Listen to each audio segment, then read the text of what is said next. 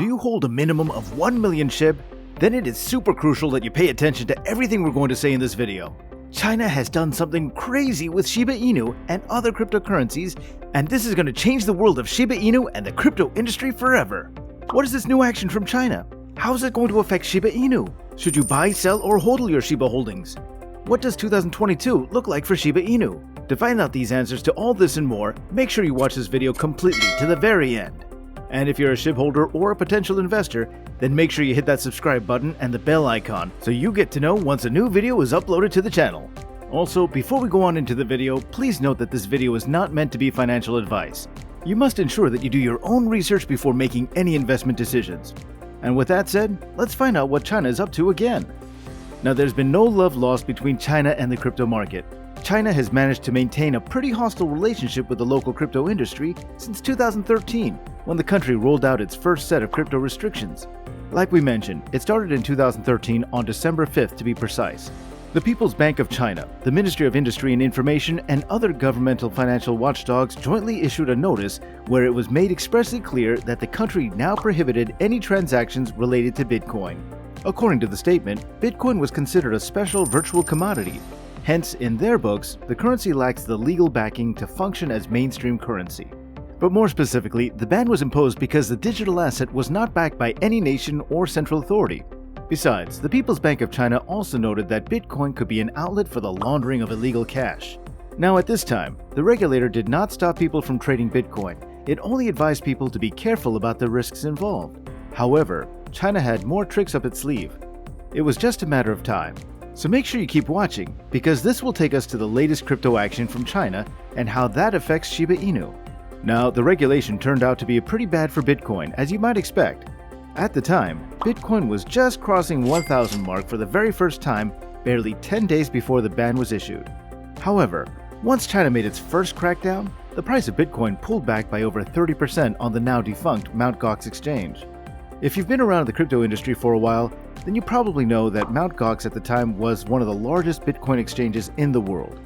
To follow up on this restriction, the People's Bank of China also allegedly met with all the top third-party payment services in China a few weeks after they instituted the ban and directed them to stop doing business with Bitcoin exchanges. About 48 hours later, BTC China, the largest Bitcoin exchange in the country at the time, announced that it would no longer be accepting yuan deposits, which caused the price of Bitcoin to crash some more. Now, while all this was happening, the yuan was weakening. Of course, like any nation would, the Central Bank of China tried to strengthen its currency and stop the illegal outflow of money from the country. So in 2017, the government of China started to investigate the activity of crypto exchanges. What they found, we don't know. But it was dire enough in their eyes to necessitate an outright ban on initial coin offerings in China on September 4th, 2017. Once again, China's action nearly cost the crypto industry that niche. At the time, ICOs were about the hottest thing in the crypto industry, as it allowed entrepreneurs and developers to raise funds for their projects by issuing and selling tokens. But the PBOC deemed it illegal and banned all ICO platforms, going as far as ordering them to return all funds raised back to investors. As far as the regulators were concerned, ICOs threatened the stability of the country's economy and heightened the risk of business failure. And so, financial institutions and other non-bank payment companies were thus legally restricted from providing services that cater to token-based fundraising activities. The China crypto community was still trying to process this new reality, probably thinking it's the worst thing that can happen. But the government was not through with the crypto community. Not by a long shot, because just 11 days later, on September 15th, the government of China directed all China-based exchanges to shut down voluntarily. Some shut down, but others moved their operations to other countries in a bid to survive. Chinese crypto traders, on the other hand, had to start making use of offshore exchanges or P2P platforms for their trading activities. Fast forward to 2019, and the government of China had managed to find a new way to hurt the crypto industry again, right when everyone thought it had done its worst. In April 2019, China's National Development and Reform Commission, or the NDRC, labeled Bitcoin an undesirable industry in its preliminary list of sectors that should be encouraged, restricted, or phased out by local governments. Bitcoin, though, didn't do itself any favors by being so energy-intensive to mine. Understandably, the NDRC found Bitcoin mining to be highly polluting. And even before the agency could give an outright word on whether it would be banning the mining of Bitcoin in China, a widespread panic took over the global crypto community, since the majority of Bitcoin mining rigs were based in China. Eventually, the agency did omit Bitcoin mining from its final draft after much deliberation. However, there was a lot more the government of China had planned that the crypto industry didn't see coming. 2020 came and passed without much drama from China. But although the year was largely uneventful, the government nevertheless continued to tighten its grip on the crypto industry, especially as it had to do with crypto exchange activities. Now, 2021 was the year that things got decidedly worse for the China crypto community. It all started in May when the State Council doubled down on past crypto policies by calling for the restriction of crypto mining and trading. At the time, Inner Mongolia, Xinjiang, and Sichuan provinces were the biggest Bitcoin mining hubs in China and in the world. But with China's growing animosity, the provincial authorities started to deliberately make out plans to eradicate crypto mining in those provinces altogether. The reason for this was that Bitcoin mining was super energy intensive, and as such, posed a threat to the country's environmental goals.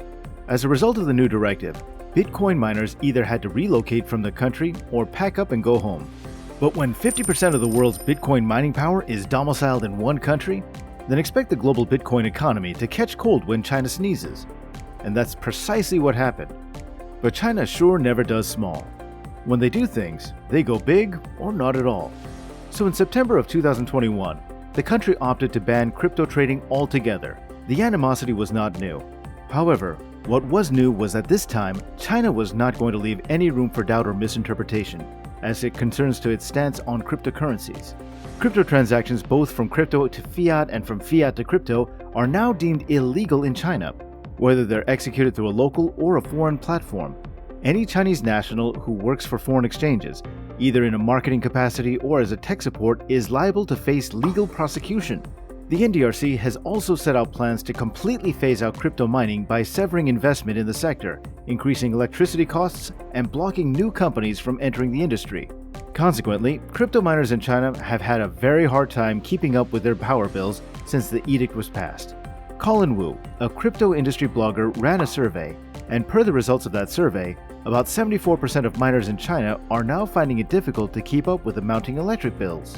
Wu also stated that China was blocking bank accounts and cards involved in the purchase of cryptocurrencies and was, at the time of his writing, investigating two of the largest brokers, Zhao Dong and Zhu Minqing. Right now, it's a challenge for Chinese miners to convert cryptocurrencies into yuan because many have had their bank accounts frozen for exchanging crypto for renminbi on OTC platforms. Thomas Heller, former global business director at the mining pool F2 Pool, now chief operations officer of the mining and media firm Hashrate, spoke to CoinDesk in September about China's recent action against cryptocurrencies in 2021. He said, "It has always happened, but this year more than others. I would say it's become more common in the last couple of months."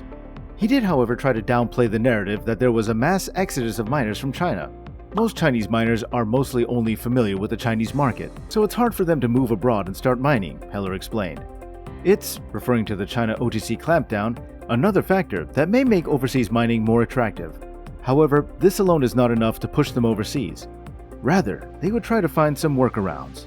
But the reality of things seems a little different than Heller paints, as many operators are unplugging their miners, as Wu explains in the blog post.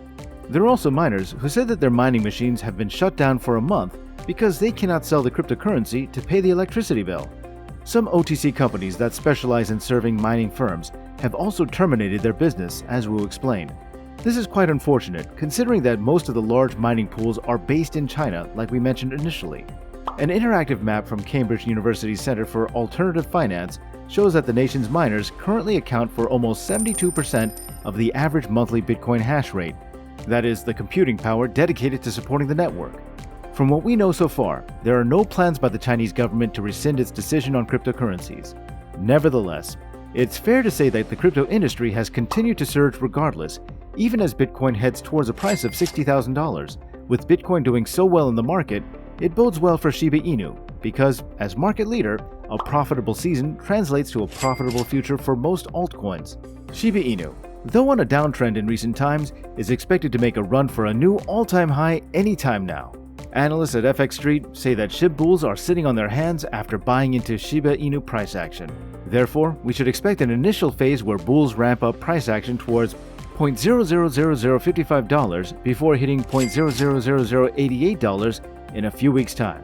Anyway, let us know what you thought about China's stance on cryptocurrencies and SHIB's bullish projections in the comment section below. And if you enjoyed this video, please don't forget to hit that like button. It really helps us out with that YouTube algorithm. Also, don't forget that the crypto market is quite volatile, so only go in with money that you can afford to lose. Now that said, thanks for checking out today's video, and we hope to see you in the next one.